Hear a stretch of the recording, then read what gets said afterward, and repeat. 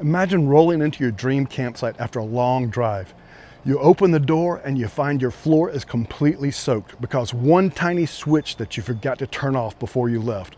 That mistake alone costs RVers thousands every single year. And honestly, that's not even the worst one on our list. We've been full-timing for 4 years now, and some of these we've done ourselves. So stick around, because number 12 is the one that quietly destroys rigs every single day. And most people never even see it coming.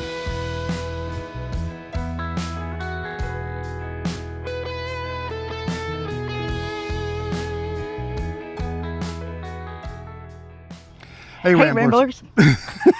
Welcome back to the channel. I'm Steve and this is my wife Rose. We're full-time RVers and we share the real stuff, not just the highlight reels. And today we're going real. We're going to put together 12 mistakes that can cause serious damage to your rig. Some expensive, some actually dangerous, and a few of them, well, we're embarrassed kind of to know that we actually did them ourselves. Yeah, a little embarrassed. All right, more than a little. That's the point, y'all, real talk. So let's get into it. We're starting with water because water is responsible for more RV damage than just about anything else. And most of it's completely preventable. Mistake number one, and it's deceptively simple. If you leave your water pump switched on while you're hauling down the highway, all that road vibration is constantly working on your plumbing connections. If one fitting jars loose, here's what happens.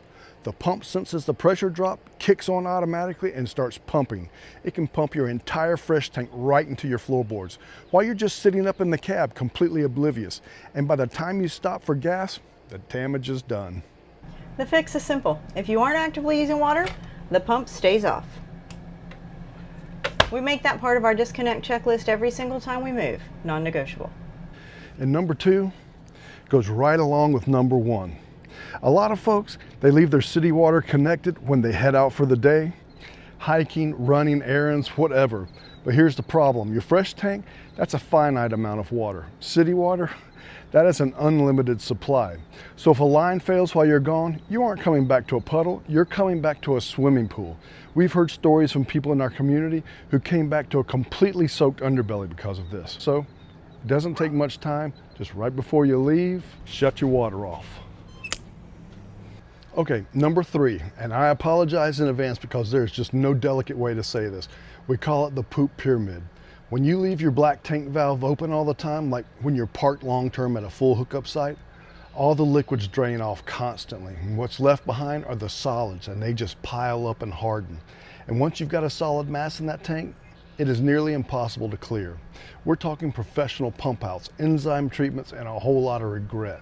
So keep that valve closed until you're ready to go and do a full dump. You need that liquid pressure. You need that whoosh to move everything through cleanly. Trust us on that. All right, well, that's 3 mistakes down, and they've all been water related and all wallet busting too. But the next section, some of these can actually put you in danger on the road. And number 7, I've got a hack that I genuinely believe can give you a true peace of mind. So stick with us. So let's talk about the stuff that breaks your rig from the inside out. Sometimes quietly and sometimes fast. All right, number 4, slamming doors. I know this sounds too simple to be on this list, but RV doors, they're not like car doors. They're basically a thin fiberglass sandwich with a foam core.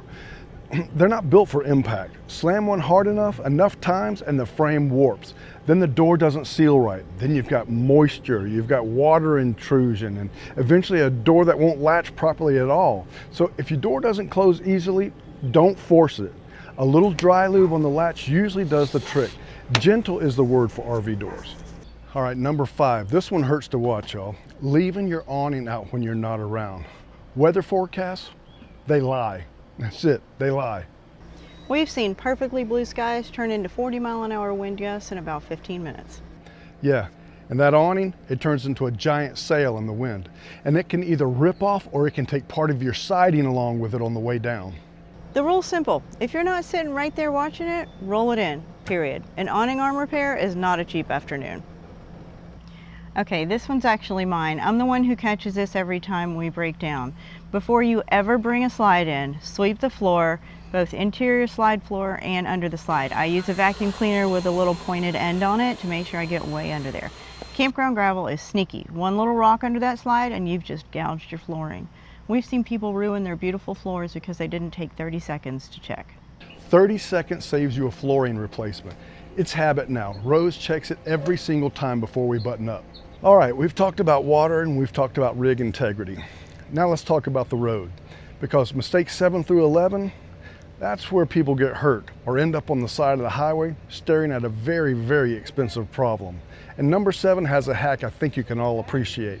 But real quick, if this information has been helpful so far, hit that like button and subscribe. We put out real talk content every single week, and it really does help us keep doing this. All right, let's talk about the driving blind. Number 7, and this is the one I've been building towards. You probably know roughly how tall your rig is, but do you know its exact height? With your AC units, your antenna, your vents, all measured from the actual ground on your actual setup? Because if you're guessing, you're one gas station awning away from an insurance claim. Okay, here's the hack. Hook up on level ground and take a 2x4 and put a screw in the end of it. Now you're going to lay it across the very highest point on your roof, and you're going to drop a tape measure from that screw on the 2x4, and you're going to drop it straight to the ground. Make sure you put a level across the top of the 2x4, and then have someone on the ground record the measurement. That number is your true height. Write it on a piece of tape and stick it in the corner of your windshield where you'll see it every single time you drive. All right, number 8, and this one cost someone in our community a serious amount of money before they knew better. A lot of people assume that if the breaker doesn't flip when they plug in, the power must be safe. Well, it's not. Campground pedestals are notorious for open neutrals, reverse polarity, low voltage, things your air conditioner and your microwave and your inverter absolutely cannot handle. You can fry your entire electrical system in a millisecond. You need an EMS, an electrical management system. It plugs in between the pedestal and your rig, checks the power quality first, and won't let you connect until it's clean. We use the Hughes Power Watchdog. It's not cheap, it's around $400 depending on the model, but that is the cheapest insurance you'll ever buy for your rig. It's an absolute game changer. We never plug in without it. We were in a super nice park not too long ago, a place I never would have suspected having bad power, but our EMS let us know the pedestal had an open ground and wouldn't let us power up. It saved our electronics. It's done it more than once too. It's certainly paid for itself more than once. Number 9, and this one we're a little embarrassed about because we drove with the propane on for the first couple of years we were out. The logic made sense, right? We had a propane fridge and we wanted the fridge to stay cold on long travel days. So we completely get it. But here's the reality. If you're even in a minor accident and a propane line gets severed, or you have a blowout and your tire cuts the propane line, you have just turned your home into a blowtorch. And that's no exaggeration. A modern RV fridge will stay cold for 6 to 8 hours if you keep the doors shut. Now, we have a residential fridge now. We don't need propane anymore, so we shut the propane off at the tank and don't think twice about it on the road. Number 10, hauling drowsy. Look, I know we all want to cover miles, but we're moving a house down the highway. Reaction time is not optional. A lot of experienced RVers use what's called the 2-2-2 rule. They drive no more than 200 miles per day, pull in by 2, and stay at least 2 nights. It keeps them sharp. We don't quite follow that because we work during the week, so we only get to travel on weekends and then we sit for the rest of the week. What I try to do is just keep our trips shorter than about 4 hours. You know, try to stick to about 200, 250 miles. That's the schedule we've adopted, and honestly, our travel days are just better because of it. More refreshed. Number 11, this one seems obvious, but it happens constantly, including early on to us.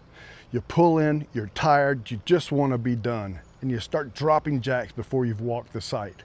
Walk it first. Check your side clearance on both sides. Make sure your hoses actually reach the hookups. Check for low branches. Do all of that before you commit, because moving the rig 6 inches after you've already unhooked, it's a miserable experience. 2 minutes of scouting can save you 30 minutes of frustration. All right, Ramblers, that's 11 down. And if you apply everything on that list, you're doing better than 90% of the RV owners out there. But number 12, this is one I wish somebody had sat me down and told me about on day one, because it starts as a hairline crack you can't even see, and it ends in a $10,000 repair that you absolutely can see. Let's talk about it. So number 12 is about your roof.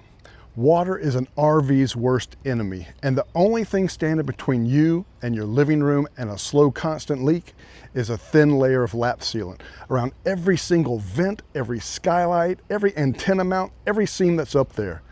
Here's what happens over time. UV rays, temperature swings, and road vibration, they all work on the sealant constantly. It shrinks, it cracks, it pulls away from the edges, and when it does, water gets in. Not a flood at first, a slow, silent drip that works its way into your roof decking, your insulation, and your walls. By the time you see a water stain on your ceiling, the rot has usually been going on at least for months, and we're talking $10,000 to fix it properly.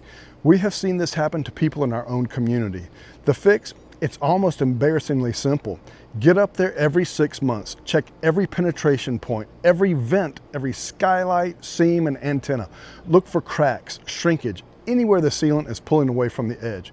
Catch it early and you're looking at a $20 tube of self-leveling sealant in an afternoon of your time. $20 versus $10,000. That is why this is number 12. All right, y'all, there are your 12 mistakes that can damage a rig, hit your wallet, or put you in danger on the road. We've made a handful of these ourselves. No judgment from us, just take the list and run with it. Now, here's the thing about that roof inspection. Knowing you need to do it, that's just step one. But we actually went through a roof inspection on our own rig, and we found some caulk that was starting to fail before it turned into a disaster. And we did a whole video walking through exactly what we looked for, where we found the problem, and how we handled it. If you want to see how we caught a potential water leak before it happened, check that video out right here. Thanks for watching, y'all. Stay safe out there. We'll see you next week.